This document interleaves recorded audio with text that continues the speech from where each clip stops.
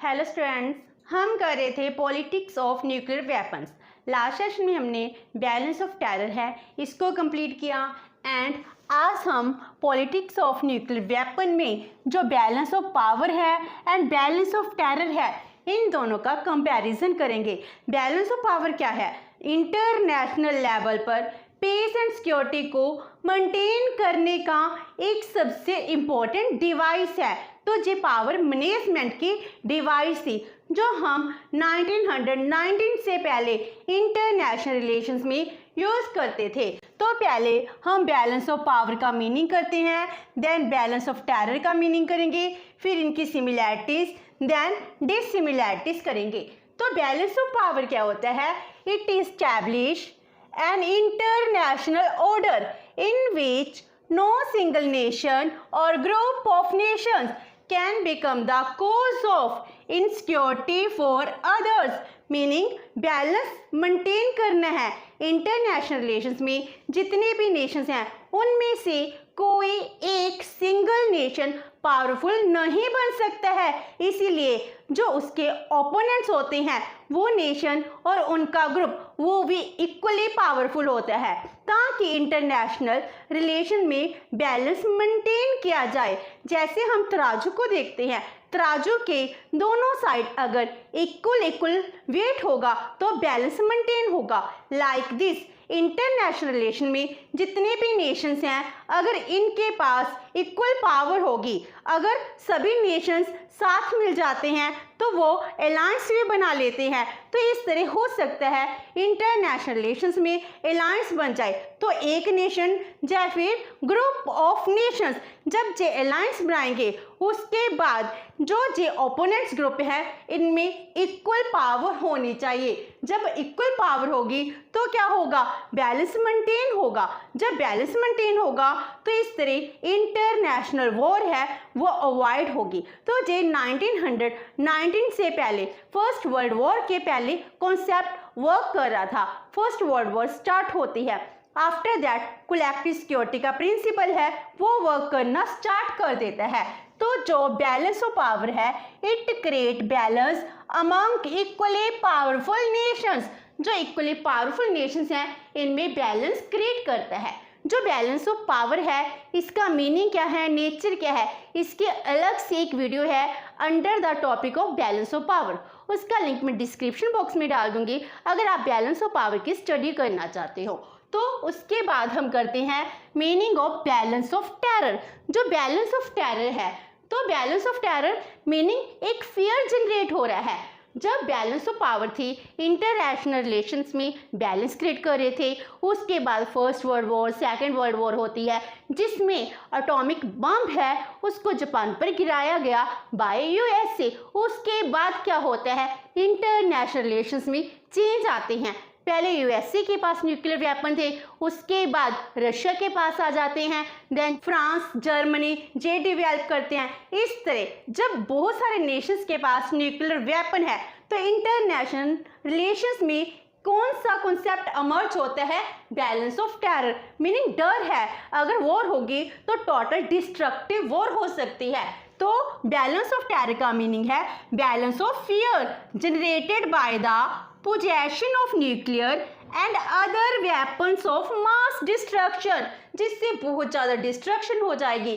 ऐसे nuclear weapon हैं जब नेशंस के पास आए हैं तब उसके बाद बैलेंस ऑफ टेरर है वो कॉन्सेप्ट अमर्ज होता है। इस कॉन्सेप्ट को 1960s में सबसे पहले यूज़ किया जाता है जब यूएसए एंड यूएसएसआर ये दो मेजर ब्लॉक बन जाते हैं और इन दोनों के पास न्यूक्लियर वेपन थे। तो उस टाइम पूरा वर्ल्ड किस में था? बैलेंस ऑफ टेरर में था, डर में था। अगर वॉर होती है, अगर थर्ड वर्ल्ड वॉर हुई तो उसके बाद पूरा वर्ल्ड तबाह हो जाएगा क्योंकि दोनों एंटी ग्रुप्स के पास न्यूक्लियर वेपन थे। तो बैलेंस ऑफ टेरर है ये क्या करता है? जो नेशंस हैं नेशंस में डर क्रिएट कर रहा है। तो when two or more nations are sufficiently frightened, सभी दोनों नेशंस हैं वो दोनों ग्रुप क्या है? बहुत ज़्यादा डरे हुए हैं फ्रॉम ईच अदर। क्यों डरते हैं? Because of overkill capacity of destroying the others. उनको पता है जो मेरा राइवल ग्रुप है उसके पास भी इतनी ही पावर है जितनी मेरे पास है। मेरे पास न्यूक्लियर वेपन है, मेरे ओपोनेंट के पास न्यूक्लियर वेपन है, तो न्यूक्लियर वेपन की कैपेसिटी क्या होती है? ओवर किल कैपेसिटी होती है। अब स्केर्सिटी ऑफ पावर का जमाना नहीं है।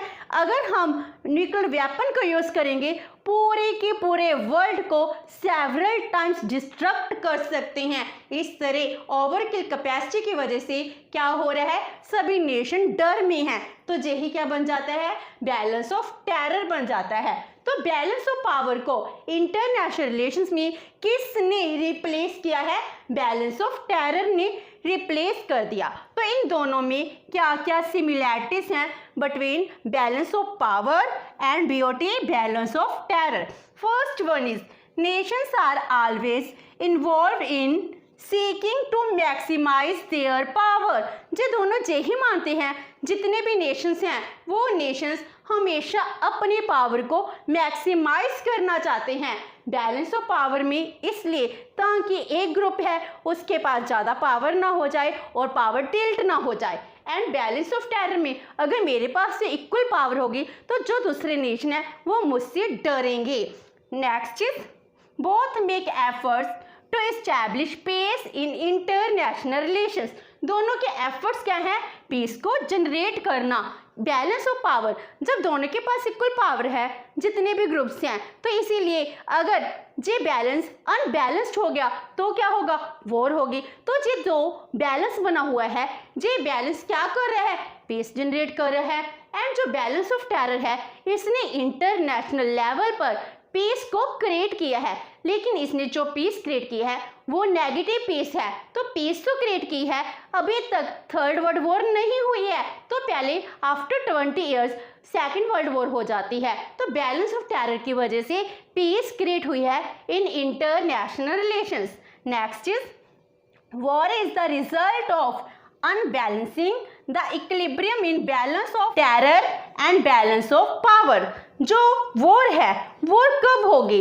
कहते अगर बैलेंस ऑफ टेरर है वो अनबैलेंस्ड हो गया। अगर हमको पता है कि जो सामने वाली कंट्री है उससे भी ज़्यादा कैपेसिटी हमारे पास है, ओवरकिल कैपेसिटी हमारे पास है, तो बैलेंस ऑफ टेरर क्या हो जाएगा? अनबैलेंस। इसका रिजल्ट क्या होगा? वॉर। अगर बैलेंस ऑफ पावर में बैलेंस है वो बिगड़ गया, अगर बैलेंस है उस बैलेंस में एक ग्रुप के पास ज़्यादा पावर होगी तो फिर अनबैलेंस हो गया। अगर बैलेंस ना रहा, अनबैलेंस जनरेट हो गया, तो उसका अल्टीमेट रिजल्ट क्या होता है? वॉर ही होती है। Next is both except military power as a means for maintaining balance in international relations। अगर इंटरनेशनल रिलेशंस में बैलेंस को मेंटेन करना चाहते हो तो मिलिट्री पावर है, इसको सभी कंट्रीज हैं एक्सेप्ट करती हैं। बैलेंस ऑफ पावर में क्या है? इसमें भी जितनी ज़्यादा मिलिट्री पावर होगी उतने ही नेशंस है पावरफुल बनेंगे। टेरर तो डर है, डर में तो दूसरे नेशन के पास पावर का होना बहुत जरूरी है। And last one is both theories involves the acceptance of such national policies which are in reality dangerous and risky।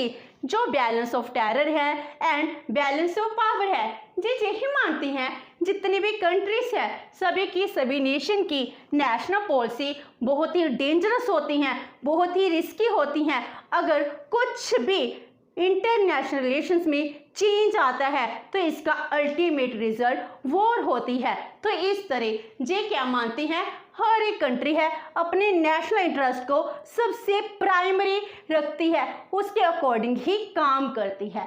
तो ये हो गए similarities between balance of power and balance of terror. और इसमें कुछ डिससिमिलैरिटीज भी हैं, वो क्या हैं? तो जहाँ पर हम करे हैं basis of difference and here balance of power and here balance of terror. जो फर्स्ट डिफरेंस है means of securing peace, peace को कैसे क्रिएट किया जा सकता है। जो बैलेंस ऑफ पावर है ये पावर क्या मानता है? It except resort to war as a only means. Meaning अगर हम पीस क्रिएट करना चाहते हैं तो इसके लिए वॉर करनी ही पड़ेगी। Resort to war means war को यूज करना क्या है, एक ओनली मीन है जिससे हम इंटरनेशनल लेवल पर पीस क्रिएट कर सकते हैं। एंड इसके ऑपोजिट जो वायलेंस ऑफ टेरर है, ये टेरर क्या एक्सेप्ट करता है, it accepts only the threat of war और थ्रेट ऑफ न्यूक्लियर वेपन। ये भी सफिशिएंट है अगर हम पीस क्रिएट करना चाहते हैं। जब रशिया और यूक्रेन की 2022 में वॉर होती है तो रशिया क्या करता है, न्यूक्लियर वेपन का थ्रेट देता है कि अगर कोई और कंट्री इन्वॉल्व होती है तो न्यूक्लियर अटैक होगा। तो बैलेंस ऑफ थ्रेट है, ये भी क्या कर रहा है, पीस को सिक्योर करने का काम करता है। Number 2 armament race. तो बैलेंस ऑफ पावर कहती है जो तो एक नेचुरल फिनोमिना है, अगर हर एक कंट्री के पास आर्मामेंट्स नहीं होंगे तो पावर है टिल्ट हो जाएगी। इसीलिए ये क्या कहते हैं, ये एक नेचुरल फिनोमिना है। लेकिन टेरर वाले क्या मानते हैं, इट सीक्स टू लिमिट और maintain low level of armaments. अब कहते हैं इतना ज़्यादा टेरर फैल चुका है कि अब जो ह्यूमन काइंड है वो चाहती है आर्मामेंट कम से कम होने चाहिए। तो बैलेंस ऑफ टेरर इनडायरेक्टली डिसआर्मामेंट को फेवर कर रही है। Number 3 importance of alliances. जो ग्रुप्स हैं वो ग्रुप को फेवर करते हैं जो नहीं, कहते बैलेंस ऑफ पावर में अलायंसेस तो सबसे जरूरी है। अगर हम ग्रुप बनाएंगे तभी जाकर अपनी पावर दिखा पाएंगे। तो alliances are used as tool of balance of power, जबकि बैलेंस ऑफ टेरर में अलायंसेस की कोई भी इंपॉर्टेंस नहीं है, कोई भी इसका इम्पैक्ट नहीं पड़ता है। सिर्फ न्यूक्लियर वेपन है उनका ही इम्पैक्ट इंटरनेशनल रिलेशंस में पड़ता है। Next is related concepts. Related concept ये किसके साथ रिलेटेड है, जो बैलेंस ऑफ पावर है ये पावर मैनेजमेंट की सबसे इम्पोर्टेंट और सबसे पहली डिवाइस है। और बैलेंस ऑफ टेरर है ये डिटरेंस है, डिटरेंस के साथ क्लोजली रिलेटेड है। जी कहते हैं अगर बैलेंस ऑफ टेरर है, टेरर की वजह से जो इंटरनेशनल लेवल है इसमें वॉर नहीं हो रही, तो डिटरेंस है, डिटरेंस ही क्या करता है, वॉर को अवॉइड करता है। तो जी डिटरेंस के साथ बहुत क्लोजली इंटर रिलेटेड है। Balance of terror and deterrence इन दोनों को इंटरचेंजेबली भी यूज किया जाता है। Last one is relevance of the concept. जो बैलेंस ऑफ पावर है इसका एंड हो चुका है, क्योंकि पोस्ट वॉर पीरियड में जो बैलेंस ऑफ पावर है इसकी यूजेस टोटली खत्म हो चुकी है। लेकिन जो बैलेंस ऑफ टेरर है, जब बैलेंस ऑफ पावर खत्म होता है उसके बाद बैलेंस ऑफ टेरर का जन्म होता है। तभी तो हम कहते हैं बैलेंस ऑफ पावर को किसने रिप्लेस किया है, बैलेंस ऑफ टेरर ने रिप्लेस किया है। तो balance of terror began acting as a device of maintaining peace in international relations. International relation में ये सबसे इंपॉर्टेंट डिवाइस बन जाती है। इस तरह जो बैलेंस ऑफ पावर है एंड बैलेंस ऑफ टेरर है, इन दोनों में अगर मेथड में कुछ सिमिलैरिटीज़ हैं तो इनकी वर्किंग में कुछ डिससिमिलैरिटीज़ भी हैं। तो आज हमने balance of power and balance of terror है इनका कंपैरिजन किया। नेक्स्ट सेशन में जो पॉलिटिक्स ऑफ न्यूक्लियर वेपन है इसके under proliferation and non proliferation क्या है न्यूक्लियर वेपन के, हम वो करेंगे। फिर एनपीटी सीटीपी करेंगे। होप सो कि आपको ये सेशन अच्छा लगा होगा। अगर आपकी कोई क्वेरी है तो post comment box and video अच्छी लगी तो please like and share with your friends. Thank you so much and have a nice day.